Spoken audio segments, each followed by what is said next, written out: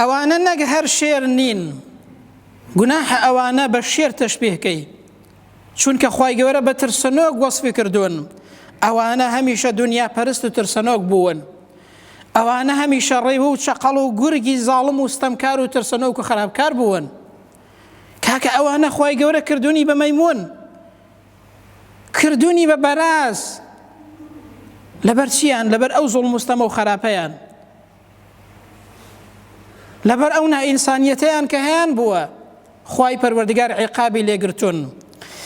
ئەوانە کەسانێکی دنیاویستن، کەسانێکی ترسنۆک بوون هەمیشە لە مێژوودا، دەی ئێستاش هەروان.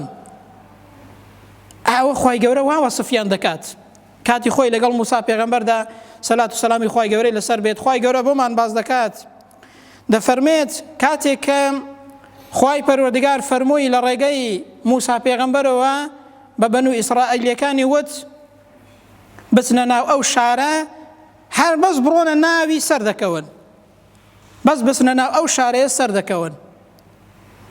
ئەوەندە ترسەنۆک بوون، گوتیان قالوا یا موسى إن فيها قوما جبارين، گوتیان ئای موسا بەخوا گەلێکی زۆر بەهێز لەو شوێنە و لەو شارەیەدایە، ئێمە ناتوانین بچینە ناوی، وإنا لن ندخلها حتى يخرجوا منها، گوتیان تا ئەوانە نەچنە دەرێ بەخوا ئێمە ناچینە ناو ئەو شارەی. جا ئەگەر کەسی تێدا نەما ئەو کاتە چ حونەریەکە کە تۆ بچێ ناوی؟ گوتیان تا ئەوانە لەوێ بن ئێمە ناچین، فإن يخرجوا منها فإنا داخلون، گوتیان ئەگەوانە بچنە دەرێ ئەوجا دەچین. ئەوە مێژوو جوولەکەی خوای گەورە ئاوا باسییان دەکات،